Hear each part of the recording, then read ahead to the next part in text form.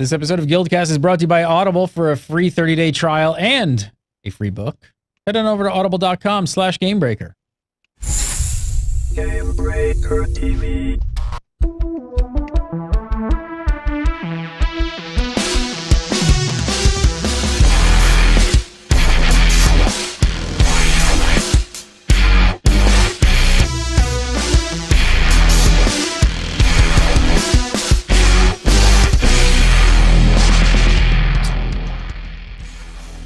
Well, hello. Hello. Hello there.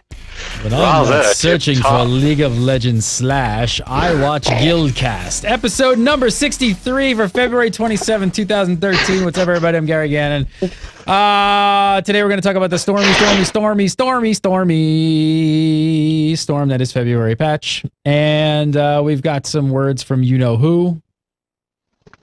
All that and more, of course, viewer questions. But first, Zam.com's editor-in-chief.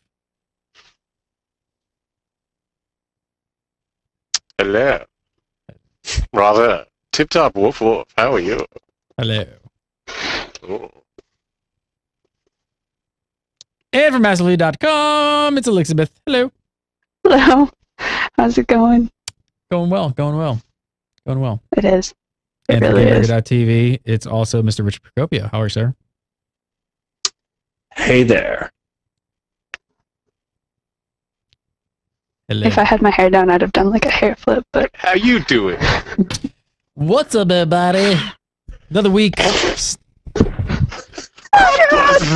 We do the whole show like this. oh my lord. I'm Where's just the gonna do the sock voices, puppet? bang. It's kind of like, Yeah, how do you tell do? you. I just do, all right, the storm's gathering. The patch is here, crazy. judging by the It's reaction on crazy. Twitter.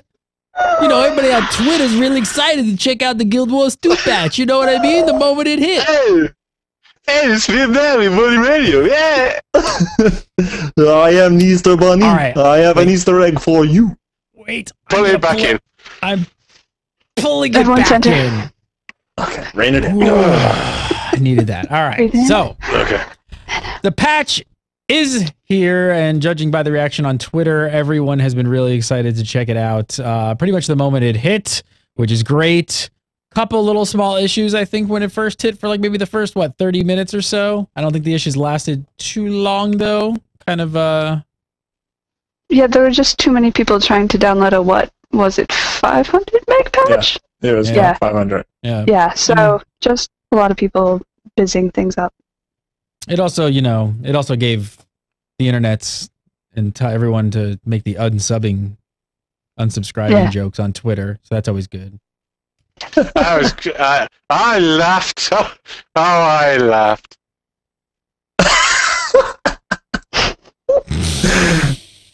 Yeah, it's Unsubbing always jokes fun- are it's only always- funny when we make them.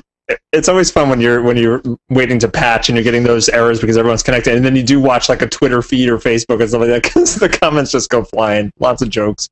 Good time. Good time. Scott is not amused. All right, let's talk about the patch. I assume you guys have jumped straight into the living story stuff as soon as possible. Yes. Yes, we did. I actually was able to play part of it today with Anthony Orden, one of the developers, on a live stream. And we played that and saw some of the new events and checked out bringing relics back to refugees in Lion's Arch, and it was super cool. Still pretty quiet, but super cool. Pretty quiet, super cool. Pretty quiet until you land up in one of the refugee camps that's surrounded by these like hellish inferno portals that spit out wave after wave after wave of Dredge and Flame Legion people, and then it's less cool, and it's very agitated and full of death. It's a little like a refugee. Go ahead. I was just laughing because it's a little more agitated, just a tiny bit. Yeah, I think it's actually interesting that I don't know if this is the place to talk about or not, but so right now one of the things is to bring those relics back, right? And there's 2 of them in the game at this point, correct? Yes. And so that's not enough to actually get the achievements that are there.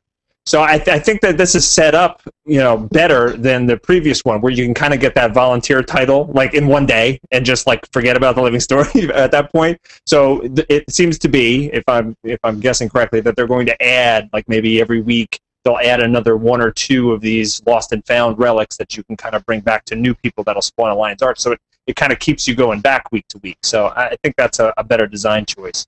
Yep, spreads out the content. Scott, what do you think about the dailies? Talk about the dailies.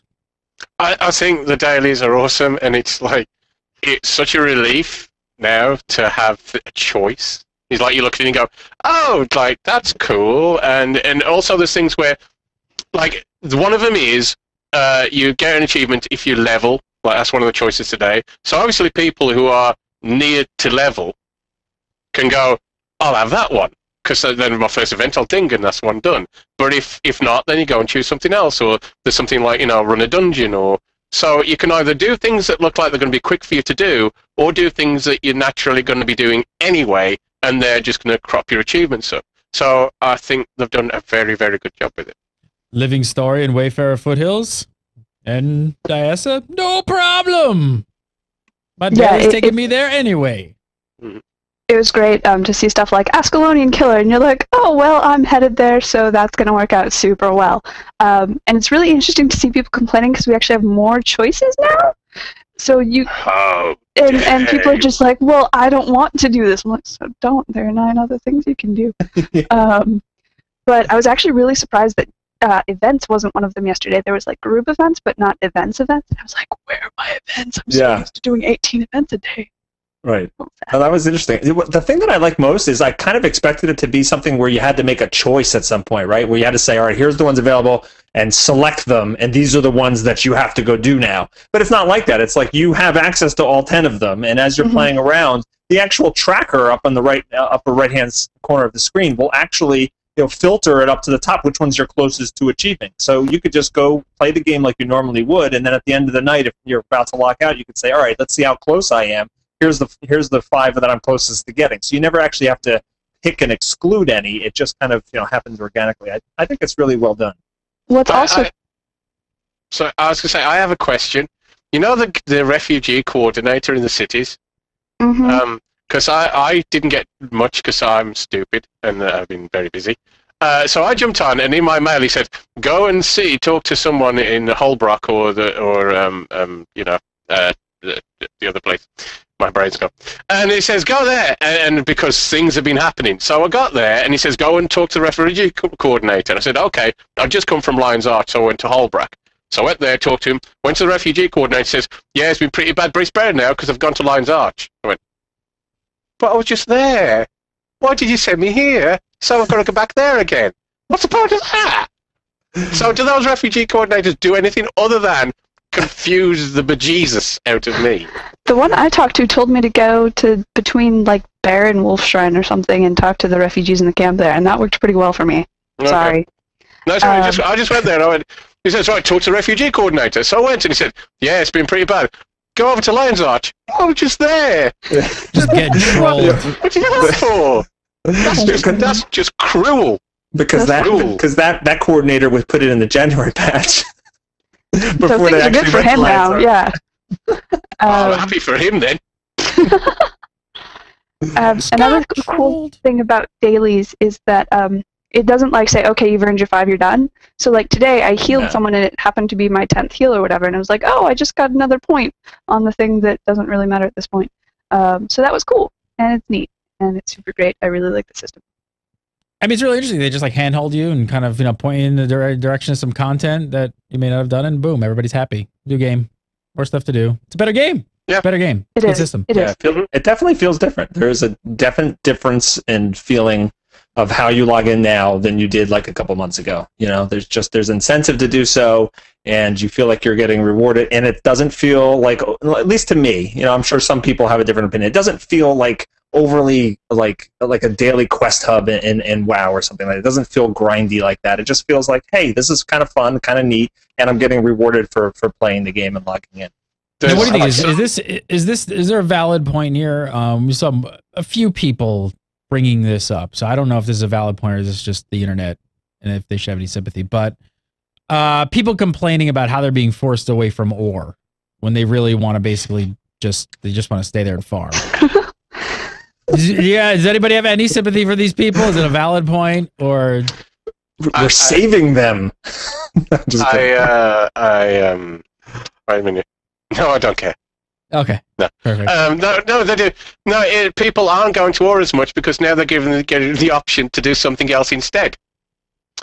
How dare they do such a horrible thing? We want you to stay in one place forever. So you can either now choose to do what you were doing in or go to the other place. So apparently now being given the option to do something else means that that's evil.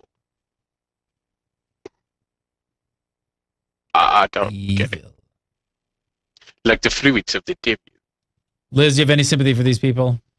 Not really. I mean, I understand wanting to play the way you want to play, and maybe you want to play in one place forever and never leave, and I guess that's cool. But no, not really. No. Richie, should they just get out of their parents' basement?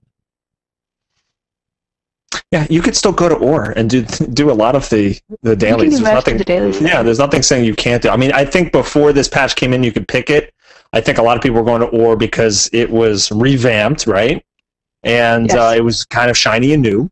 And a lot of the static dailies worked well in OR. So, but still, there are 10 choices, and a lot of them still apply to OR. It's not forcing you out of OR; it's just giving you other options. If you want to do 50 kills, OR's a great place to go. OR's a fantastic place for that. Fantastic. Yep. All right, back to the living story. Somebody give me a rundown. What's new? I saw a bunch of people standing around a fiery portal, spamming spells. I saw no living mobs. I don't know. What did I miss? Did you guys see anything real? Yeah, so we're kind of seeing that the rumors that we heard before about Dredge and Flame Legion are kind of substantiated, and this is something that hasn't really happened in the world before. The Flame Legion and the Dredge are working together, which neither of them are really known for. Yes, so they're the really bad guys now. Neither of them are known for playing nicely with other people, so the fact that they're working together suggests that there might be something deeper and more mysterious going on than we see. So does that mean we're supposed to find like personal belongings of the refugees, and this is going to sort of unveil and try and uncover more story? Hopefully. Has anyone found anything yet? Yeah, I found 2 of the relics. Spoil it. Them in. There's not a lot. I don't even remember what one of them was. One of them was a drinking cup. The other one's like a toy soldier, right? Yeah, it's a toy soldier with a little Ventari frame. And they can spawn in a couple different locations, so I can't even hope to spoil it for you because it might not be where I found it. So you take it there, and it just kind of helps you learn more of their story and kind of feel a personal connection to them. Like, I talked to this one smith who was like, oh, I have a gimp plague, and like, when they attacked, all my people died, and someone else lost her mate, and it was very sad. So that's more about like getting to know the refugees, so you feel like people are actually being displaced. And it's getting to know the refugees. I think we should point out that it's also. I don't know how to follow that, but it's hard to say something serious after that. It's important to point out that it's still going to. The story's still going to be rolling out slowly this month. You know, it's it might be a little bit. We might see a little bit more week to week than we did from January till now, but the major arc of the story is set to hit in March and April. So I think we're still kind of leading up to things, and so people should temper their expectations in regards to that. Yeah. It's the internet. They don't do that. All right, let's move on. Let's talk about laurels. The big reason people are doing their dailies. We've got some new items at the laurel vendor, right, Mr. Bogotter? Yes, we do. That's kind of interesting. You know, I've been talking for a couple weeks that I really wanted Ascended gear that had cleric stats on it, right? Well, they put one in. They put an amulet in with cleric stats, and they named it Prayer to Otter. So coincidence. It's either a total coincidence, I think not. It's either a coinkydink or it's really making me happy inside. So I'll choose that. I'll choose the happy inside. They actually did make several really cool references with there. There's a lot of throwbacks for Guild Wars 1 players to be like, oh, I remember getting 85 billion of those gargoyle skull drops. That's cool. Or stuff like that. Yeah, there's a lot of flavor text on those items. Which is there's cool. a lot. It's really cool. Some of the new items are being sold as accessory slot items, and the internet's crying, of course, about something, right? The price, 40 laurels.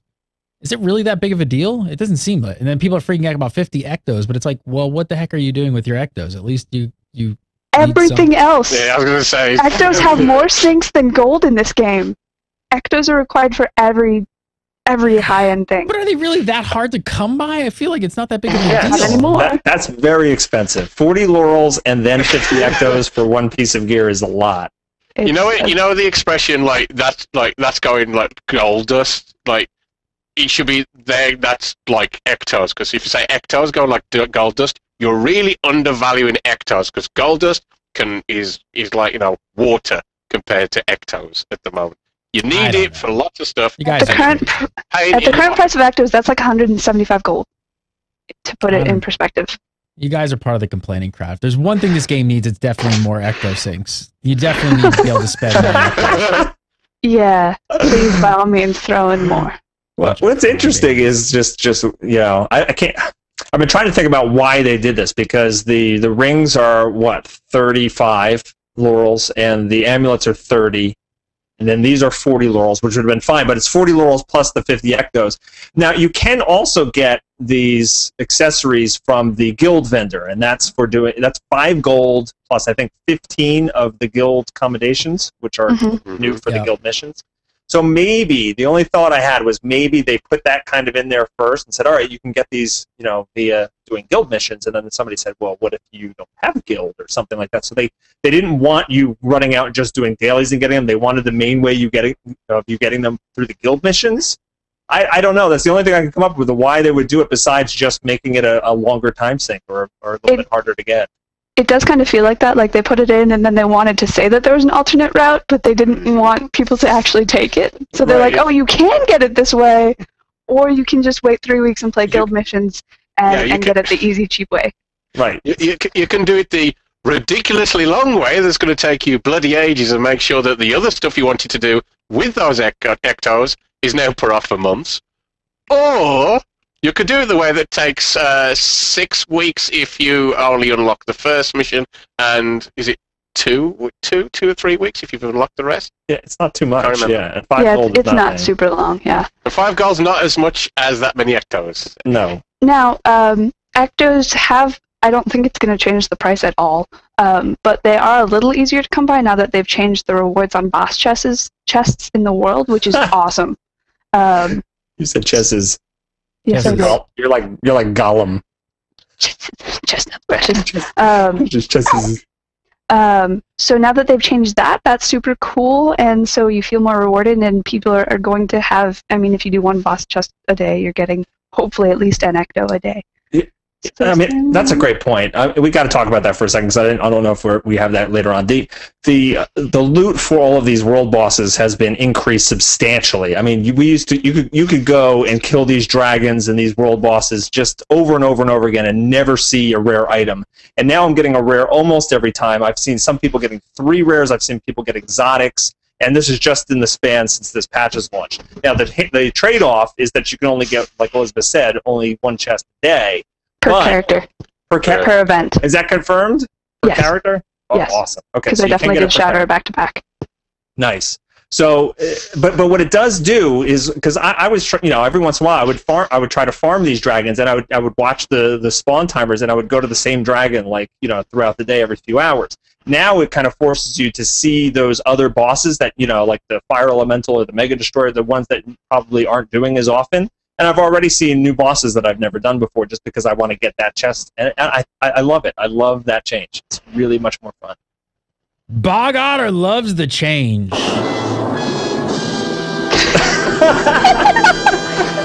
Dramatic All right, let's talk guild missions. Let's talk some. Somebody go through them. Go through the different types of guild missions. I think Scott, you should, because you were missed last when we talked about guild missions. Okay. Tell me about them. I mean, they all seem pretty interesting.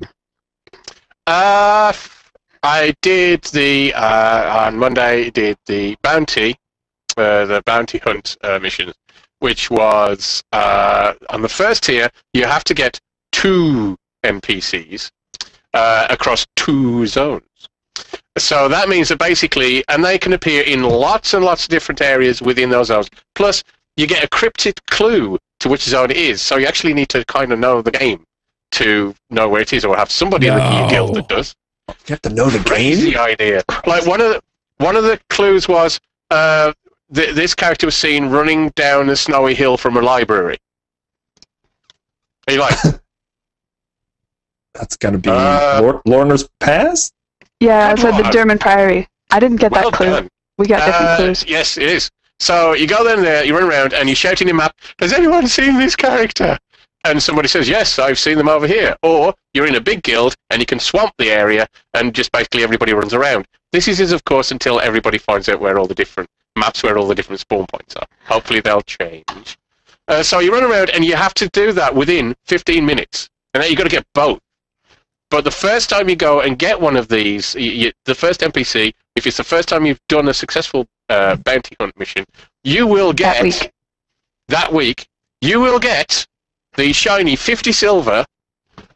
You'll get your guild commendations, which you can turn in later, of course, for saucy items, and you get experience, like about 8k experience. I got at level 80, and then stuff. So when that first dropped, and I saw 50 silver, like. I filled my pants, and I was like, "Oh, 50 silver to go. I'm gonna be living doing this." 250 silver and what appears to be 2 rares or better, which is not to be sniffed at. It's 2 rares or better, and I asked Anthony, actually. I think it was Anthony. It might have been Anthony. Yeah, and I said to him, I says, is it 2? So it's 2 rares every time. You get 2 rares or better, and I said, so you can get 2 rares or an exotic. He says, yes. I said, does this mean you can get precursors from this? And he went away and confirmed and came back. He went, yes, you can get precursors. At a very small chance. Infinitesimal chance, yes. Like with all the rest of it. But a chance. But still, it's there. So you keep running them. If you do all of the missions now, that means you can get, across the guild missions, if you do these, personally, you can get 2 gold a week, 8 rares and above. And lots of nice stuff. But ton of commendations, yeah. Yes. It's interesting, between the chest changes and that, I assume, precursor drops, or precursor prices on the trading post have kind of across the board dropped about 20 to 50 gold. Still not enough for me, but not enough. But right? It's a start. It's a start. When it's down to 5 gold and a bag of grapes, I'll be okay. But that's it. Anyway, so yeah, that's the first level. The second tier is you have to do 4 within 15 minutes, and the third tier, you have to do 7 in 15 minutes. So if you can do 7 NPCs across 7 zones in 15 minutes, and they can spawn anywhere in these zones, this might tell you that having a number of people to help is a really, really big advantage. Okay? That's a good thing, yes. Elizabeth is saying in the background. So that's basically bounty missions of this. NPCs are 3 different tiers, ascending amount of them, and you have to figure out which zone they're in and find them and defeat them within 15 minutes. And there's one that throws baby bears at you. Yes, one throws baby bears at you. Really? Yes. And you distract them with honeypots. They just interrupt you. You can't kill them. They just interrupt you until they get distracted by a honeypot. And it's actually in the boss description, throws bears. Is that Brebeck? Is it? Yeah, Brebeck. I want that. I want the bears thrown at me. He throws bears at you. It's awesome. Definitely. Bears. So yeah, that's bounties. Come at me, bears. So there's a lot for everybody. Basically, what you're saying. Yeah. And that's on one. That's one tier. That's only one. That's just bounties. That's one mission type. That's just one. That's one mission type. Yeah, and it's taking forever to unlock these things too. It's going to. We'll talk about that. Oh, we're going to talk about that. That's what Gary wanted last week, right? Yeah. Beyond that, you got combat, right? You got puzzles. You got everybody running around like lunatics. Stress rushes, challenges, and puzzles on top of it. The puzzles make the clock tower look like your grandmother on a stair lift. Kind of, and not really. It's not down to the difficulty, it's about to the size of the things. They are huge. We did the Proxemics lab. Yeah. Wow, my brain's working. That's weird. The Azura themed lab, which is near the Gallo Fields. Is it? Yes. Yes, and it's huge, and you have to work together. You can't just run in there willy-nilly on your own, because there's different puzzles. Like, the first one is, you run in and there's a lock, and you have 2 minutes. Cannot say. It's the first thing you see. There's a lock in the middle, and you have to open it to get to the next door to start doing the next part, to do the jumping puzzle. And so you have to really work in pairs to make it happen and to do it quick enough. You can't just run in and do it on your own. It just won't work. So, and then you go beyond, and then there's a big puzzle that I'm not going to spoil. And then if you get past that at the end, there's a massive maze that looks phenomenal. It's amazing. It's beautiful. The work they've put into these things is amazing. The whole thing looks fantastic. It really does. It's phenomenal. This isn't a bolted-on piece of air that'll do. They've put effort into this, and you can really see it. I want to unpack this a little bit more because you brought up something about people complaining. Again, I can't believe that. Right? But there's a bit of a flip side here. I got to say that a lot of the community so far are complaining a bit about the guild mission system. First of all, is it true that you're not getting any of the rewards for helping a guild do a mission? Is that confirmed? You get dynamic event rewards. Yeah. Okay. You get dynamic events. If you're not part of a guild involved, if you're on the same mission, if you're in a different guild on the same mission, as long as you have one person in the vicinity who's involved in the kill, your whole guild gets the reward too. Yes. Okay. So if you're a different guild on the same mission, you can get the rewards. If you're not on that mission at all and you just happen to be in the area and help the guilds who are there take the character down, you'll get dynamic event rewards like, XP and all the rest. By being on the same mission, you mean that your guild has activated that mission? Yes. Okay. No, your guild has activated that mission. You're in the area at the same. So if there's it's going to happen that there's going to be overlap where you've got a bunch of guilds doing missions, and a few guilds have got the same missions in the same area and are after the same character. Right. As long as one member of your guild is attacking when that character goes down, your whole guild gets the guild reward. Yes. All right, but how about the other thing that I'm seeing is secondary. So is that a lot of the smaller guilds feel like they've been kind of segregated a little bit here. Maybe kind of got the shaft a little bit, and you just kind of said you're gonna need a lot of people. So both with how hard these are to kick off, and then I don't know, the whole reward system about helping other guilds and stuff like that. Did they have valid complaints? Have smaller guilds kind of been left out in the cold here a little bit with the guild mission system?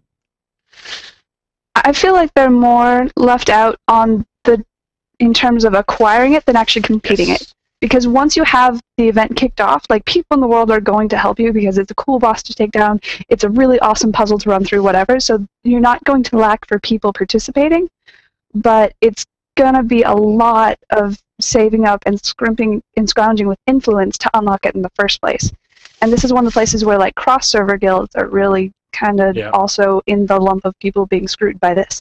Do you think that not the sorry, but do you think that they're going for actually maybe trying to semi strong arm smaller guilds into joining up and creating larger guilds and kind of get behind that? They keep saying they're not, but well, if you've got to get 50,000 influence to unlock the first one. 30,000 now. It was 50,000 on Monday. Yeah, I made the same mistake on last stream. 50,000. He's like, actually, it's 30. Oh, that's all right. So much better. It puts my guild within 8,000 of the first one, which is. But let's put it this way: you're in a small, very active. I know you guys play a lot, and you've been saving their influence up for a month or so, yeah. Yeah. Okay, so it's taken a month or so of an incredibly active but small guild to get near it. Okay, so for a small guild, if you're starting off now, oof, dear me, you've got a long road ahead. Because it's no good saying, and I said this while we're doing the playtest on Monday. I said, right, so when you're actually doing the mission, I guess, you could say, right, Saturday night, because this isn't meant to be something you do all week. They said specifically they don't want people grinding this all week. This is supposed to be like a one-night thing for a guild to do for a few hours. So you go to other guilds, you say, hey, let's join up, and you will do yours first, and then you do yours, and then we'll all do mine, and you'll run along, and we'll do that. Yeah, I didn't go for that joke. That we could do that. Fine. However, each of those guilds are still going to get 50,000 influence or whatever, 30,000 to just unlock it. That's not a walk in the park. However, if you're in a big guild, I'll guarantee you've got influence sloshing around and didn't know what to do with it recently, because if you're in a big guild, influence, unless you're into WVW and your PvP, which is cool, But if you're not into that and you're in quite a life side guild, once you've got your karma bonuses and so on from using your influence, you've probably got a lot left over. So for the guild's not a big deal. It was, let's put it this way, I signed into the game after the notes went up, and I signed in and on map chat. The first thing I see was, if you're in a small big guild's recruiting, yeah. Yeah. If you're in a small guild, could you please send your leader or officer to come talk to me? Any big guilds recruiting? Can I get in a big guild? Big guilds, please. Guild? I want a guild that's got plenty of influence. It might say that this isn't supposed to do that. And Colin Johanson said this week, he said, well, it's emergent game. I'm sorry, but it's emergent gameplay. Is that the word he used? He used emergent gameplay. And I'm like, wow. He's been listening to Smedley. Ooh. Yeah, I know. But is it emergent gameplay? I'm not sure I'd qualify it as emergent gameplay myself. The idea, again, as I said, that, small guilds band together, and they can doing the missions. And boy, wouldn't Alliance chat be useful for that? Wouldn't it just? Wouldn't that be useful? I feel like we talked about that on Monday. We're like, yeah, Alliance is. Well, is that something that's going to be necessary at this point? Because I mean, what could really small guilds do? I mean, it seems like that's got to sort of be implemented at some point. I mean, do they really want you to just form a new guild and then just like acquire all these? That's kind of lame. I mean, alliances between small guilds and some sort of like alliance chat and all that kind of built into it would be great. Alliance chat would be awesome. Yeah, it would alliance be so good. It just to me before it was like, well, if we really need it, they've now made a very important, to me, guild missions are huge for the game. Like, they're really big. This isn't some little thing that sits off in the corner. This is something a lot of people are going to want to do because of the rewards and because they're generally just fun. So a lot of people are going to want to do them. And if you're in a small guild, you're going to need to get help to do at least some of them. And the best way of doing that is to be in an alliance. So, hey, alliance chat, that would be really helpful right about now. Well, ArenaNet have said they're really open to feedback, and they made a thread on the forums, actually. So I think everybody over there who's looking for anything like this, you guys should definitely go hop on the forums and go look for that thread, especially, and put your 2 cents in, maybe for smaller guilds for alliance chat and things like this. I don't know. It seems like they're pretty open to making some of these changes. We got so much still to cover. Let's move on. Explorable Ascalon Catacombs has seen some changes. Have you guys checked this out yet? Yes. And it's super cool. So they made some changes, like even with the first boss you meet, the Spider Queen is significantly more deadly now, which is exciting because like you're always telling people don't stand in the red rings, but now if they stand in the red rings, they die, which is almost a little bit satisfying. Tiny bit. Up to Lieutenant Kohler, who now has like buddies who spawn, and he's a little less deadly, which is great because his circle pull kill thing was really awful before.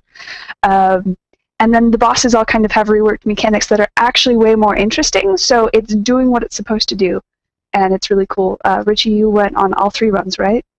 Yeah, I did all 3 paths last night.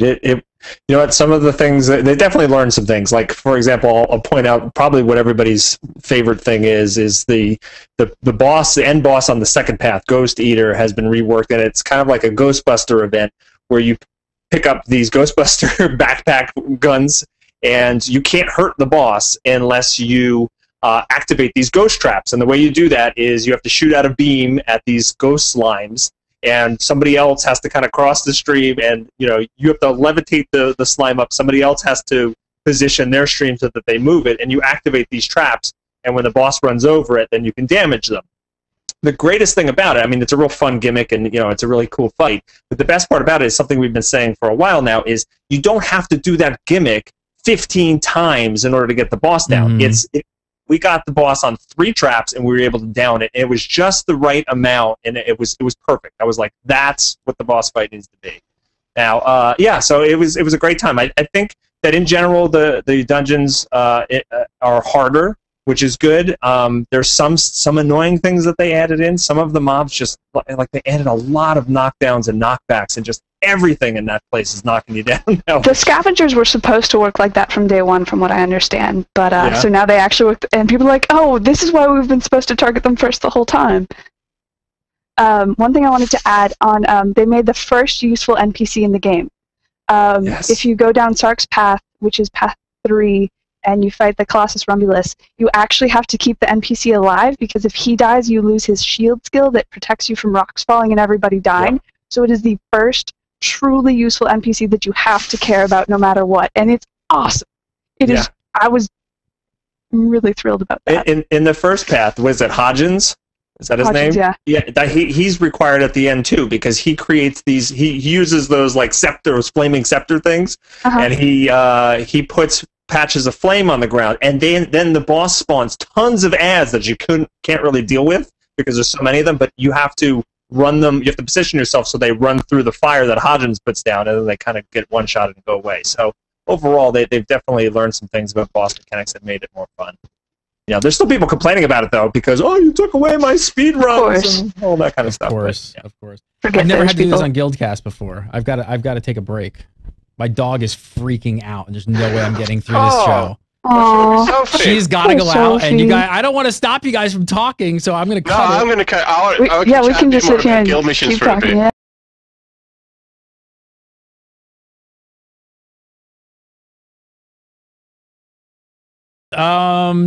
This is an interesting patch note. I've not tested out yet. So they've changed the way mobs react to players using stealth.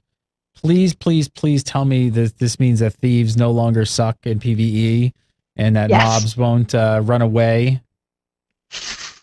So they had this problem where if you're a thief and you need to heal and your heal skill happens to be the one that stealths you, everything you just started attacking will run away instantly, which means all your progress is lost. You have to start fighting them again. And it also did something with loot tables, I think. So that's all gone now.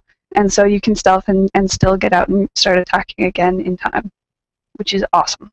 All right, for my level 2 elite thief. Well, it's a half good change, and half people are like, well, now I can't like reset bosses anymore and stuff. What else is new? Darn. Oh darn! There's some quirky new addition to the gem store. By quirky, I mean Char plushie backpack. Indeed. Really? So I was really hoping it would look like the actual Char plushie. I thought it would. And that I would just have like Charlie or whatever his name is like riding around on my back, and I was so excited. But it doesn't. Anyone gonna pick that up? You guys picking that up? It doesn't look like Charlie, so no. I picked it up. You picked it up? Yeah. I feel like Richie's got 3 of everything in the gem store. Well, I mean, He's paying for my sub. I do make videos about the gem store items, so it does kind of benefit to actually buy them. You do videos the most expensive way. Yes, I lose money making videos. I'd be like, here's the preview in the trading post. Isn't that marvelous? Speaking of previews, Scott, have you just been staring at your legendary?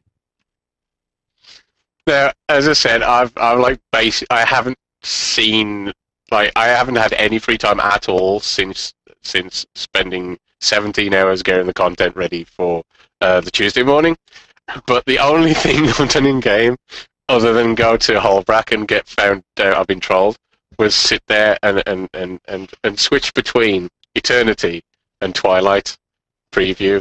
And when you this is why you got nothing done, because you sat there just switching. Wait a minute, no, for like 6 hours, and then I you're want like, to finish, because you can have it either sheet on your back and you turn around and it looks great, or you can have it wielded. You can have the choice, and then it shows the traces. You can move him around, and you get the whole swarthy fire, the night sky behind you as your blade cuts through the air with its magnificence, and it made me cry because I don't have it. I mean, that's a really great point. They could have just said, you know what, you can preview the items on the trading post, but they didn't. They allowed you to get those options for the viewing the weapon. I mean, that's so above and beyond, I think. It's such a great feature to be able to see your character wielding the sword, putting it on your back, or even just seeing it by itself. It's awesome. I love it. I'm not willing to call that above and beyond, because it was really freaking annoying to have to like strip my character in order to see the thing that was holstered, or to not know whether my torch glowed with fire or white blue magic or what. So being able to see them wielded is kind of necessary to make actually intelligent decisions regarding particle effects. But you could have just had the option to just have it wielded. They could have just changed it so that the weapon just What? I'm thrilled that they did this, but I'm not calling it above and beyond the Call of Duty. It's above and beyond. Totally above and It's beyond. what I expected, and I better have it now. I'm gonna throw a bear at you. Bring it. I'm not even finishing that I'll put sentence. it on my back, and I'll wear that just like a plushie. What about the you can throw the rare tiger char backpack at her? That's right. Or the pink. I'm gonna throw a pink quaggin at her. You know, I would that's right, probably the get a special pink quaggin if you could buy it outright. But Flogged as a quaggin rare backpack. drop, no. I You already can buy it know on the a trading RNG god post. hates It's me. not. It's not account bound. But I need all my gold for 1,000 more T6 mats so I can finally equip my shield that I've been staring at all weekend. Did because I you can guys use see? it. Did you guys see those preview codes for different skins that they didn't announce? Like, there's an orca quaggin backpack that actually has like a whale skin to it, like a killer whale skin. And there's like green and there's different colors for the char and different colors for the quaggin. They're just preview We codes. demand a What? video now. Why do I find the idea of having a whale skin on your back really unpleasant? Just really off. Yeah, somebody You can get a whale skin on it. Ugh. somebody Not messaged sure me about about that before the show. It's really cool. All right, there's a bunch of other stuff on the gem store. They've I'm gonna jump through some of this. So they're now selling the exclusive hair colors and eye colors.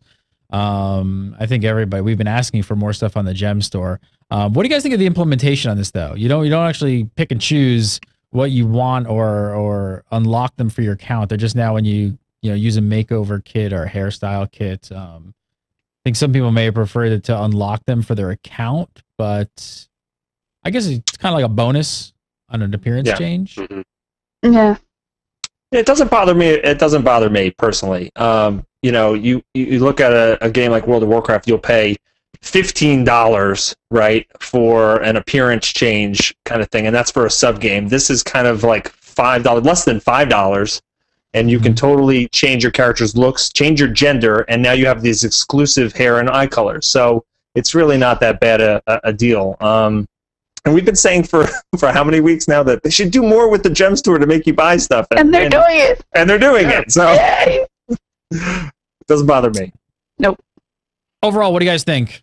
Whole entire patch. What do you feel? How do you feel so far about 2013 in ArenaNet? Positive feelings? Positive feelings? Positive feelings? Super positive, yeah. Yeah, it's been really, it's only been 6 months since launch, and there's just so much has gone on already. Within 2 months, they've added the dailies, which to me in itself added an important part of the game because it gave you small incremental step-by-step rewards for what you do. So that was a strong addition. Then they've improved on that in this patch with the choices to them. Then they've added an entire different. I mean, the reason we're talking about guild missions and how they can affect small guilds is because it's such a big impact they are for content in the game. So you've added a big thing to the game, and then you add the new structured PvP map, which for me is the most fun of any of the maps. I love that map. Absolutely. It's awesome. Cracking. I had a great time stomping people, and my Guardian absolutely ruled. Totally agree. So fun. And they took away paid tournaments. Cracking. Yeah. Guild Wars 2 Dailies? patches. They're crap. They took away the tournaments, which is great because then I got to use my tournament tickets and turn them in for a reward chest, and I was like, oh, I have shiny things now, and it was really exciting. All right, we're going to talk a little bit about the bro Hanson has been out saying words again. Really quick, I want to tell you guys about a great deal we got going on with Audible right now. If you guys have not checked it out, head on over to audible.com/gamebreaker. Use that URL. You can sign up for a free 30-day trial of the service, and you're going to get a free audiobook.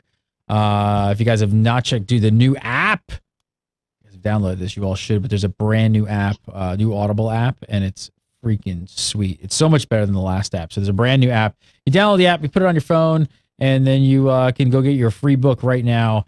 If you guys have not checked out, all the new Dungeons and Dragons books are now on Audible. All the R.A. Salvatore stuff is on here. The Neverwinter series is on here. All this stuff is new for 2013. I just here.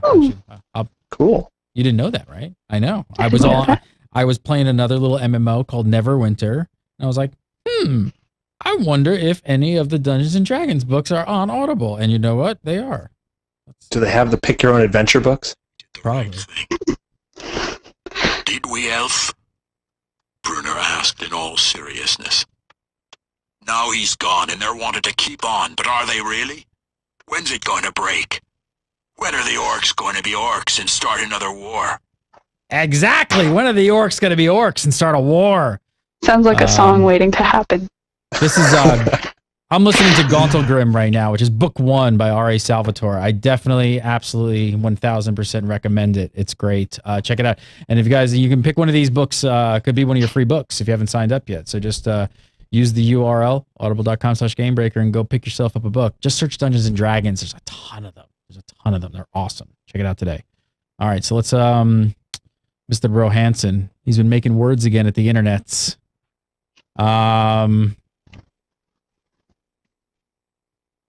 He's talking about how fans are kind of more forgiving towards ArenaNet. Let me read this, see if you guys agree. So he says it helps. There's still plenty of vicious folks who want us to be infallible, and I wish we could, but I think we definitely get the benefit of doubt more often than other studios do, because at least we try to have that level of interaction and honesty with our fans as much as we can. Do you guys think did they get like an easy pass because they're just like out and more kind of, I don't know. Clearly we've been too easy on these guys. So somebody please give them a hard time. Clearly we need to start being more jerks toward them. I could do that. It'd just be horrible. No, really though. Do you think do a lot of people, are they going easy on ArenaNet because they're just so community orientated and they kind of just are always out there talking to the fans? I think there's a few reasons why. One is because they do a good job of responding to criticism. Now, sometimes it's in ways that might further it for a little while, but they are always very open. They're very immediate. I mean, you saw Colin eating dinner, like lunch, with a bunch of folks in London last week. You know, this is the kind of thing they do. They reach out. They do a lot of that. They're on Reddit. They're very good at doing interviews with fan sites and, you know, all this. They spend a lot of time doing that. They're very good at that. Also, we've seen the game out for 6 months, and there's quite a lot. Not everything. People who love their PvP are still a bit miffed at the moment. Hopefully next month that'll help change things. But a lot of the things that have been talked about, you've seen regular additions, and including things that are large additions to the game. So the game's been out 6 months. We've seen a lot of reiteration. We've seen a lot of implementation that have solved quite a few things. And also, you haven't got $15 a month coming out of your bank, so you're going, I've got to put up with this, and I'm not spending money on this anymore. And is that a big factor here? Too. Is that a really big factor, though? The fact that you're not spending $15 a month and there's no sub, you're kind of like, you know, letting them off a little bit, and kind of things that you might, where you kind of would point the finger and kind of give them a little bit of stick, as Scott Hawks would say. Give them some stick. I don't know if that's the major factor, but I think it might play in a little bit. I think it adds to the sort of vinegar on top that people have when they start complaining. I don't like this. Plus, I'm paying $15 a month, and I've been having to wait all this time. But people haven't had to wait. That's the thing, is you're used to games having problems, and you could go like 6 months before a big patch. We've had like content every month. That's what I mean. Like I think the majority of that sentiment from the fan base really comes from just that they've earned the goodwill of the player base. I mean, they haven't really. I don't really feel like they haven't really screwed anybody over. Yeah, there's always things to fix. Yes, the PvP peeps need a little bit of love. Yeah, of course. Like this is an MMO. It's a living thing. Mm-hmm. This is never going to end. Like, they always need to push in different directions, and kind of, they can't do it all at once. They can't, you know, focus on the entire player base at every second of the every day. But I don't know. I mean, yeah, I think maybe the free to play thing comes in a little bit, but I really think they've just done a really good job. Yeah, I mean, my main complaints of the game have been guild content, organized things that need organization and teamwork involved, and they've done those 3 in the last week. Yeah, you can't. I mean, these first 6 months of the game, it's not like, you know. Let's put it this way: if you played other MMOs, I think that helps put ArenaNet in a good light. Basically, if you're used to playing other MMOs and you're used to being basically, you know, having to wait a while for fixes and things switching, like balance being thrown all over the place and not knowing where you're going next. Is this the flavor of the month class? Am I useless now? My gear is not good. All that. It's a pretty stable sort of experience, and it's been built on, which I think is why they're doing so well. Read this next quote from Colin. I think this one's kind of tough for any of us to even really super weigh in on, but I do want opinions. He was talking about the potentially steep learning curve in Guild Wars 2. And I know everybody right now watching this show is like, what? Steep learning curve? Are you joking? So he said, we need to make sure that the new player experience is as easy to learn as possible. So we're going back and looking at everything we can do to try and do that. And we're looking for a lot of feedback too. We're evaluating what level players leave the game and where they should kick in. This is tough because we're all MMO veterans. We played like lots of MMOs, but so it's kind of how we may not be the exact right people to kind of answer this. But what do you think of Guild Wars 2 from a new player perspective? I mean, do you think that there should be more help? I've got a great example on this, right? I played World of Warcraft for years and years with my brother, and we raided constantly, and he's a veteran MMO player. And 2 weeks ago, I convinced him finally to buy Guild Wars 2, and I sat down with him and tried to teach him how to play. And oh my God, I wanted to pull out my hair trying to teach him. It is a lot. It is much, much different. And when we were talking about on this show in the beta, I kind of brought up a lot of times that I didn't think there was enough in-game information for players that are coming into this, with that baggage from other MMOs. And so I do agree with it. I mean, most of us who are watching the show, most of us who are playing, it's all old hat by now, but it is tough for a player coming into it to kind of realize that, oh, what do you mean I don't have to turn in a quest, or what are you talking about that I don't have to go to some sort of trainer to unlock my skills? I mean, all those really simple things we take for granted are still issues a new player has. There's also a problem, kind of the reverse problem, the same problem at the other end of the scale. So when you're 80 and you're trying to get elite gear, if you don't know to go to the wiki to see how to ascend an item or how to make a legendary, God help you. Yes. Because how are you going to find any of that out through the game itself? True. Like if you're like, oh, I want the shiny beta fractal capacitor and I'll put it on my back and I'll feel good, and someone's like, oh, did you infuse that? And you're like, what? How do I do that? What does that mean? Because nothing told me I should be doing that or should be thinking about the possibility that I could do that. And that's kind of the curse of the Mystic Forge to a certain extent. But it's making it really difficult for people to saturate the end game unless they're willing to go to the wiki and just have it up all the time. But I don't know. See, I don't mind it as much at the end game of any game, because I sort of feel like at that point in the game, if you've been invested that much and you're max level and you're doing these things, it kind of forces you maybe for a little dare.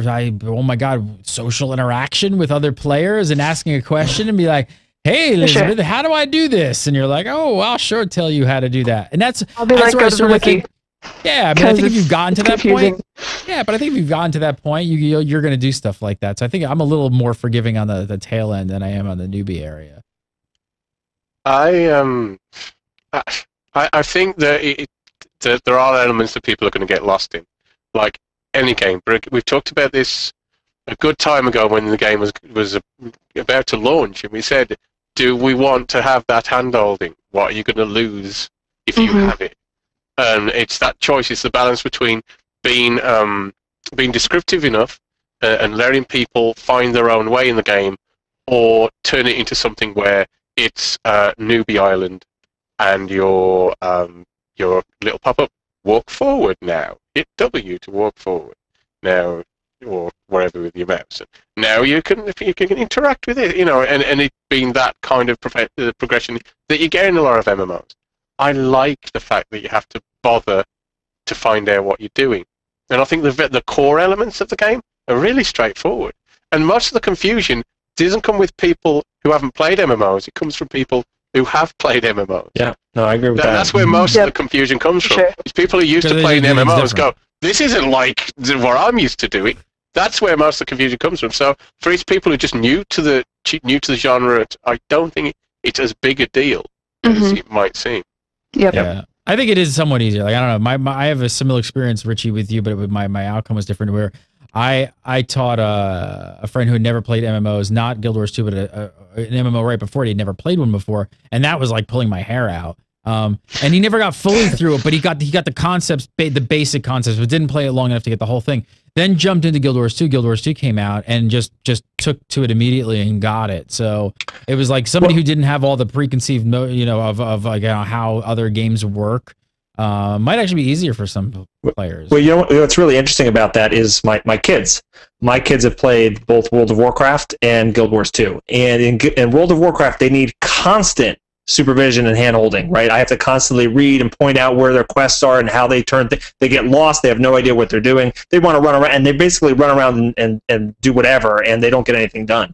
Guild Wars 2, they can run around and do whatever and get a lot of things done. So it is a totally different experience for someone who just wants to get out there and play and not worry about all of the mechanics and stuff like that. So it's actually like an interesting experiment for people out there. Like if you ever want to just have fun, like do an experiment and try and teach one of your friends who has never played an MMO how to play one. And you will realize how complex it really opens your eyes to how complex these games are, because you just kind of take so much for granted. I remember just being like, what crafting and this and trading post and XP and 8 currencies and like what is happening? Like there's so much stuff. And most of the complexity is because these are systems of content delivery that have been laid and laid and laid and laid and reiterated upon across games for the last 14 years. And so we've got into this mindset of, right, this is how you deliver a story, and that's how you deliver a quest narrative, and that's how you deliver the next piece, and that's how you breadcrumb reward, and that's how you do. So there's all these things that have been reiterated loads and loads of times. So when you come to Guild Wars 2 and a lot of those things aren't there, it's like being thrown out of an aeroplane because you're like, wait a minute, I don't know how to walk now. What? Yeah, what? And so, I mean, do you remember how confused people were when it was like, hold on, I've done those 4 hearts there and I haven't leveled up. What's going on? I've got no more things to go to I did quests. Hit the capital I have to. I did my quest. I'm done. I know. All right, I'm moving on. I thought this was a bit of an odd one. Colin talking about coming back to the game after an expansion and having to work on new gear. He said this. He said, I think in other games that's super frustrating, and I would hope we not do something along those lines. I think we can do things that are unique to Guild Wars 2 that are different than that. I have to ask the question. This one confused me a little bit. What's wrong with having to do new content for new gear in an expansion? I think the problem is that a lot of people coming back would feel like, oh, I have to get this new gear before I can feel like I'm having fun again. Whereas in Guild Wars 2, you could walk away from the game for 5 years and come back and be like, oh, I have max level gear, what's up? Like, let's go run a dungeon because I can now. And whether that's valid or not really depends on how you perceive it as a player. But I think that's the concern they're trying to avoid. How did it work in Guild Wars 1? Is this something also that they're taking from sort of the original Guild Wars philosophy? Kinda. There was an incredibly low stat cap in Guild Wars 1. Like, you could walk into a city at level 16 and have gear waiting for you that was as high and good as you could possibly be, and everything beyond that was just prestige. So that's definitely something that they've proven themselves willing to do, and we'll see how well they stick to that. Yeah, you'd get excited for the new campaigns or the one expansion in Guild Wars 1 because you wanted to see the game and the story and, oh, where can we go now? It was and it was nothing about stats. It was just not that way. So and it's interesting because this is going back to the previous question. We're so trained now, but I remember distinctly the first expansion for World of Warcraft being totally taken aback by the fact that all my gear was useless and I had to kind of do that. I was like, what do you mean? I worked so hard getting all this gear from all this raiding and stuff like that. And it made sense in that context. Once you kind of got into it, you're like, all right, yeah, every time an expansion comes out, my gear resets and then it's fun kind of climbing that ladder again. And, and I think people are used to that. But what if it doesn't work that way? They're both fun. It doesn't work that way. Guild Wars plays the whole, we hate gear grind concept. We saw that with Ascended Gear. So, I don't know. With an expansion, we'll see. Well, I mean, that's interesting though, because I don't know if they will definitely take this route. We have no guarantees at this point, and it really could be just all right. You know what? Expansion comes. It wouldn't surprise me if they did something like that. I'm wondering if we could see some sort of alternate advancement coming in with an expansion. basically a way where you can have the same sort of gear level, but you can level something else up. Suddenly, energy pools. Yeah, there's something else. The only problem is if you set a precedent, then 5 expansions down the line, you're like, okay, I haven't gone up, but my God, I've got to look 5 miles that way to see the end of my side abilities. Yeah. So it's going to be interesting to see what they do, because as we've said, they're constantly trying to do things that MMOs don't, and an expansion is a huge part of a very set way that MMOs do things. So when the expansion happens, sometimes later this year, according to certain investors, what's going to happen? Who knows? It's going to be interesting. Who knows? All right, finally, Colin had this to say on crafting. He said, I think it would be nice to have more reasons to level your crafting to 400 and have cool things from doing so. I think that's one of the problems with crafting right now. There's just not a lot of reason to do it. And I think everybody agrees. It seems kind of limited right now. You can get to 400, work on some exotic gear. But after that, not a whole lot of reason for it to be there. But it's good. I mean, it's for leveling. It's for leveling. Yeah. Don't. It's the new power level. Don't do your crafting until the last 10 levels. Last 8 levels. I mean, and then you just power through to 80. Is essentially what people use it for. I'm actually really pissed that I left one of them off on my warrior until I was after 80, because I'm like, oh, this is wasted XP. Yeah, I feel the same way. I hate that feeling. Yep. It's like I should be doing this on an alt because I could keep getting levels. Yeah. Yeah. And also, like you say, well, you can make exotics. Yeah. Guess what they need? Ecto. Ectos. The thing is, and guess what you need that for? Legendaries. Freaking game. Except for a very few skins, like the God Skull pieces, maybe the beaded pieces, and a couple others, you're always going to be crafting at a loss. There is almost nothing except for a couple bits of jewelry, and again, like really interesting cosmetic sets that you will actually make money from at this point in crafting. Nothing. No food. Nothing. There are ways you can exploit the crafting to make a little bit of money, but it's a lot of work and a lot of research. With that exploit word. What did you say? Careful with that exploit word. And don't use it. Did I say exploit? I didn't even mean exploit. Whoa, that's twice now. You get to 200. That's twice. You can't even say that on the show. The show gets automatically flagged on YouTube and... Not an exploit. Not an exploit. Not an exploit. All right, let's do some viewer questions. If you guys have questions for the GuildCast crew, send them over to submit@gamebreaker.tv. Keep an eye on our Facebook page. It's facebook.com/GamebreakerTV. We ask for questions there as well. And video questions. We love video questions. Start sending in your video questions. Record yourself. Post it up on YouTube. Send us the link. Send it to submit@GamebreakerTV. All right. First up. This one is in from Daniel Quintanilla. Hopefully I got that right. What is it? Quintanilla. There's no lulu. There's no lulu. It's a y or a j, depending on where you're from. But it's not a lulu. He's got cute little bunny ears, though. Daniel says, would you like to see the return of elite missions, such as Tomb of the Primeval Kings, the Ebony Citadel of Malix, and the others utilizing a bigger party size, sort of like the Deep and Urgaz Warren? All right, I just said a bunch of crap. I have no idea what it means. Yes! I assume that is all original Guild Wars stuff. Somebody else explain. So those he named some of the places that are kind of the elite content areas. So for example, Urgaz, Warren, and the Deep were kind of faction-based elite areas that came in with the Canthan Factions game campaign. And you just went in and you had a larger group size, and it was super challenging content with super great rewards.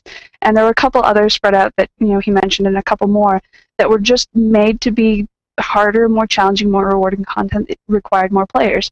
And I'm all in favor of that sort of thing. We're kind of seeing something like that with guild challenges, but I would love to see like 10-man dungeons that required more coordination, effort, and skill.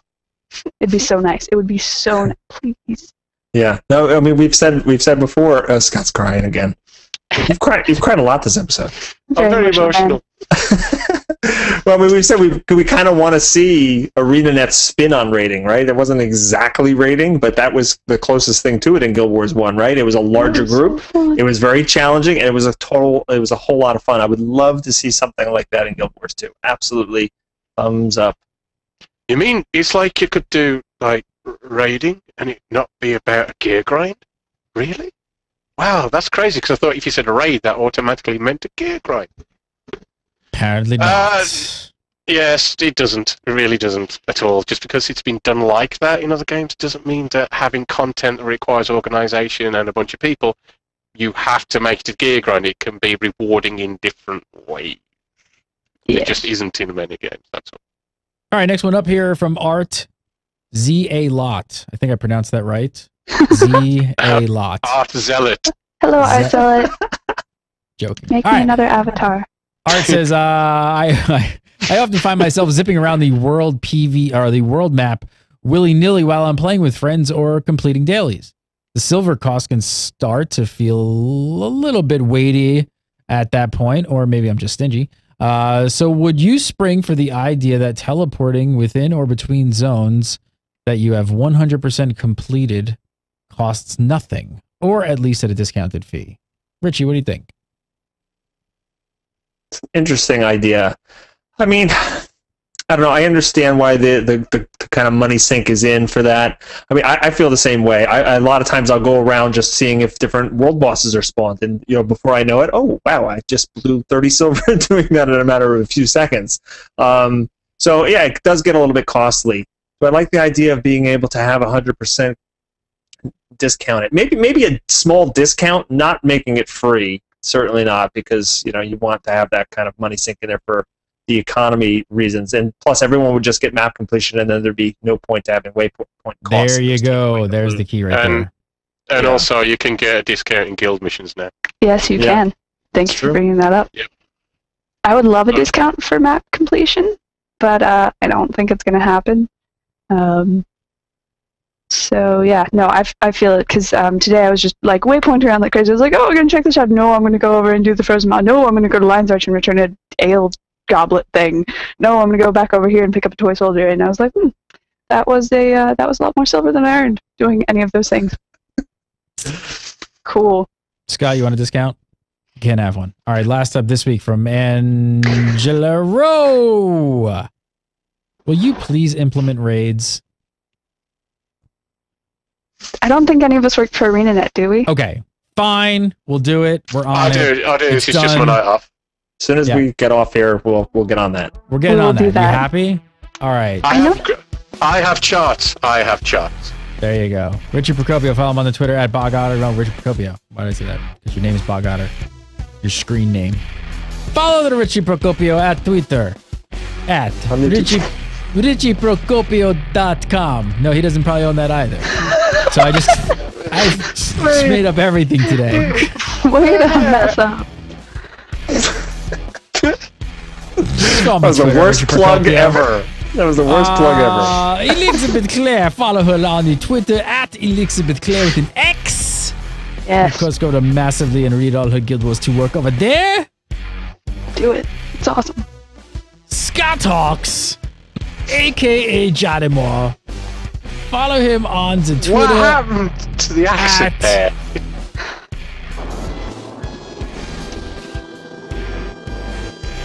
You gotta do the chipmunk face every time. Every time.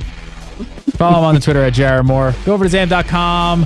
Zam.com. Yay! If you want to follow me, I don't know why you would. It's Gary Gannon. You might want to follow Gamebreaker TV. Some good people over there. I'm not Scott Hawks. Oh, put up everything. I'm Scott Hawks. I'm Spartacus. F it. Have a good week. Later.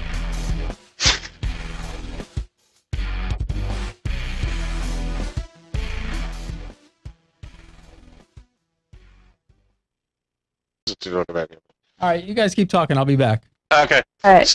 So the way it says, like, it does make it sound like I think the guild missions are a terrible thing, and they're not. I think they're excellent, in fact. And it's great that we've got something to work towards in the game, because we didn't have that. Like an actual huge section of what I usually expect to have in an MMO has just arrived into Guild Wars 2, which is great. But the problem is that it's an actual philosophy that's a gated content philosophy that wasn't in the game until now, and it was pretty much antithetical to what Guild Wars 2 is.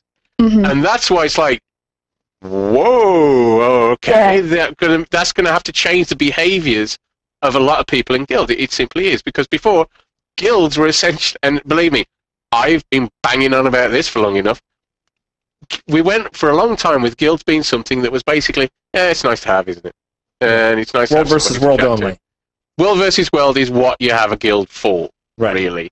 Because you don't need a big guild to run 5-man dungeons. You don't really need them much for structured PvP.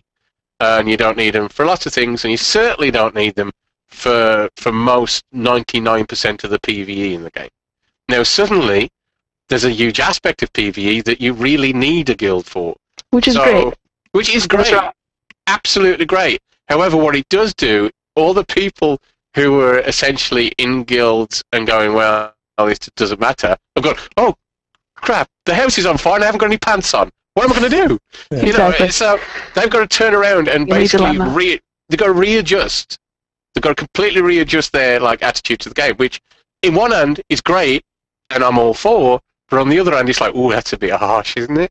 Like for me, I'm right now, I'm not really active in a guild right now. I'm not, because the guild I was in kind of became less active and became a chat room for people just going, and I'm not interested in that. And I just haven't had chance because time constraints. I'm oddly busy. It's weird, isn't it? To get into play. So I'm like, I need to be in a guild, and I really need to be in a guild, because if I'm not, I'm going to be missing out on a lot of stuff, including stuff that is personally going to progress what I'm doing, heavily. Those rewards, 2 gold a week, 8 rolls of the dice on precursors, exotics, and rares. That's big. You know what I mean? That's pretty big. So if you're not able to get into that, I can see people being a little bit miffed, and I can understand that. But what it means is you're going to have your social guild that you're going to drop in to say hi to, and then you're going to have the guild where people are going to be merging into. Is the way I think it's going to go. You're going to have big guilds, and then you can have your little social guild. Hey, it's nice to see you. Although I haven't seen you for a while because I need to be earning influence for the big guild now. That's the issue, and I can understand people being disconcerted by it. And you can kind of see it making guild leaders be more willing to kick people for inactivity, because if I'm not repping and I'm just logging in and representing the one night a week that we do that, I'm not helping them earn influence to keep that going. You're a spot leech. Yeah. And on one hand, that's probably what I'm going to do until someone kicks me. But, I mean, the guild that I most frequently represent either it's like a 10-player night sort of thing, or there's Twit, which typically has more people but are on a different server because ArenaNet hates cross-server guilds. So, yeah, it's a little problematic. Someone in guild just says you aren't going to miss out because you can do the stuff when the other guilds do them. No. But I want the guild rewards. I want the guild member rewards. The guild rewards. The 50 silver and the 2 rares are better, and the commendations. And the commendations are huge. The stuff you can get in that commendation. You can turn yourself into a banner. The never-ending guild hero banner, the flag. Guild hero. Guild hero. There's a guild hero flag. Something, and then there's the never-ending tonic for the flag. The never-ending tonic. Now, the bonuses you get off that.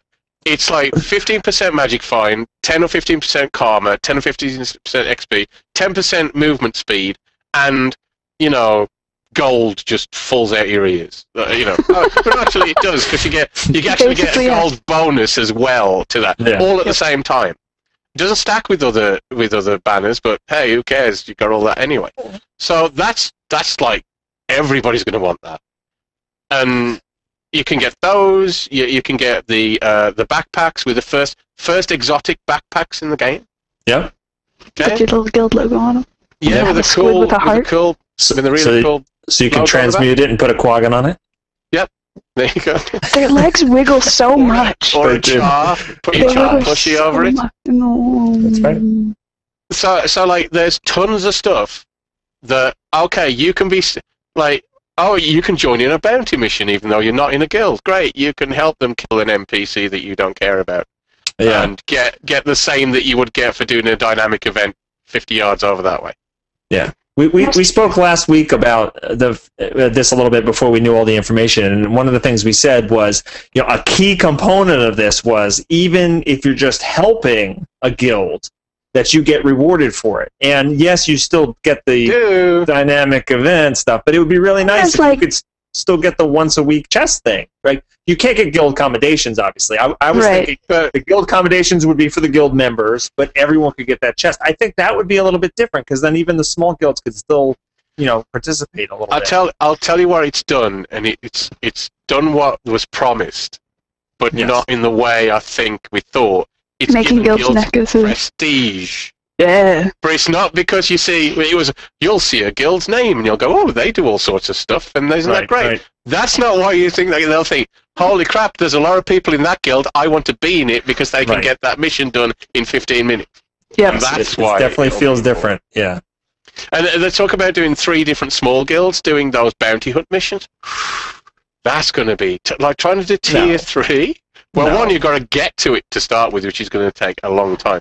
But trying to get to tier 3, unless you're all on a massive vent channel, because you can't make your own channels, of course, which would really be useful. So useful. It really would, because it solves so many bloody things. It's just for tier 1, I can see it working, but for tier 3, no way. What I'd really like to see servers doing is, because most servers, especially in the upper world versus world tiers, already have like a server TS or a server event or whatever. I'd like to see them using those for like every night of the week. They do 3 or 4 guilds missions, and so you just run through those, and so everyone gets help and everyone gets to practice, and everybody gets their rewards eventually. So something like that would be really interesting, and it would really help small guilds, and it would really do well for the server community. But someone's got to step in and organize it. Like Sanctum of Ra kind of has a benefit, because we've got Goshkia, who are really big. They've done the Great Tyrian Adventure and all that stuff, so they might do something like that, and that would be super awesome and great for them. But if you don't have a server where you've got a couple big guilds like willing to kind of run that, you're kind of SOL. Let's talk about Guild Rush, shall we? Because we did Guild Rush on Monday, and like Elizabeth, like within 3 minutes, Elizabeth's like, "What's gonna stop Mesmers just porting everybody along this?" And like, well, you still have to go through the banners. I'm like, okay, all right, so get 7 Mesmers. Exactly. So either you're in a big guild and you say, "Hey, everybody, bring your Mesmers," and then we'll switch, or you get 5 Mesmers, like that puzzle where you have logs and you'd have to take the one at the front and put it at the back and do that. Right. And basically you have Mesmers at each checkpoint. They open portals and you let your guild run, go pung, okay, next Mesmer, ping, and the back Mesmer runs to the front, and you just keep rotating like that all the way through, and you can do it in a few minutes flat, no problem. If even that, and then you've got plenty of time for the Mesmers to run actually through and get their own reward. Yeah, and if you don't know what we're talking about, basically in a Guild Rush, it's a timed race through. The one we did was through a tunnel. The spider caverns. Yeah. And then there was the one on Lornars. And you get like bats attacking you, and you get, there's traps on the floor, and you turn into a little polar bear cub, and you get to. Somebody throws it at you. Yeah. And then you get to use spot trap or like a thing to avoid something. Now they'll get you part of the way there, like first time, but you have to kind of learn what you're doing. However, people can come along with you without being in animal form and can help you all the way. So that means that if your guild, if you've got a big enough guild, they can come in with you and just run the whole guild through and do it really quick. So, and that's ArenaNet want that. They want that kind of teamwork and cooperation. And I've been asking for this, and it's true. Virtually everything that they've brought in needs a lot of teamwork and a lot of cooperation. Which is great. Which is great. Absolutely great. but it's such a different dynamic. It's actually making you look at the certain structures within the game and see if they're actually optimal for this now, and they're not.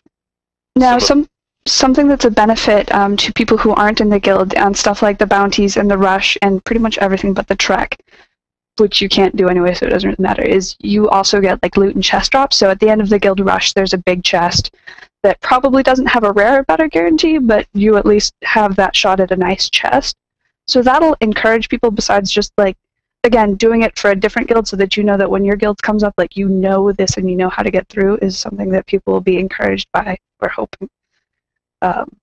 Super fun though, the little polar bear and you're running through, or then there was one where you're a devourer and you can like bury yourself and you just kind of like flip sand over yourself and disappear.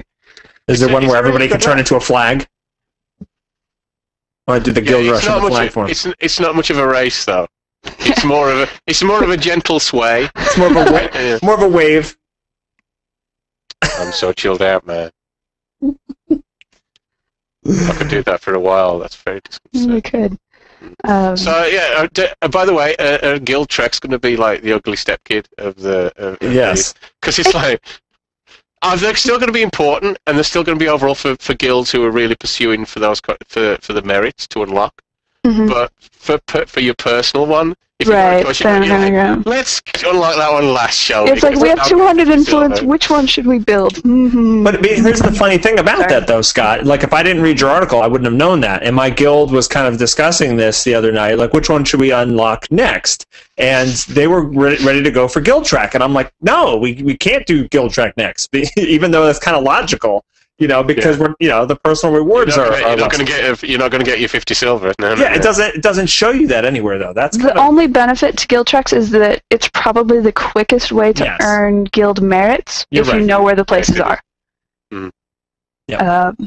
But knowing the place, we had one, and I probably only got to 3 of the 5 locations before time ran out. I mean, granted, I didn't have a wiki to help me, and it was Monday morning and it was early. These are all going to get easy once people start putting. Absolutely. Wiki tracks. I'll tell you one. Sorry, go on. To their benefit, there are like 150 trek locations because it was so easy to just be like, oh, little star there, little star over there, little star over there.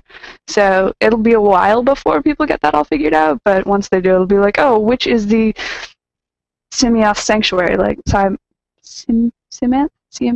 Whatever the little weird things. That one. Yeah, that one. Siamoth, thank you. Mm-hmm. Let's move on to the Guild Challenge, shall we? And challenge by name. I can't wait by nature to see how people defeat those. I hit the same one 4 times. It was twice in the morning and twice in the afternoon when couldn't even get close to beat it. We died like halfway through. The one we did on Monday was the Iron Marches, was it? Yeah, yes, Iron Marches. Long time away. And basically you have a small battered outpost with a bunch of barrels in it.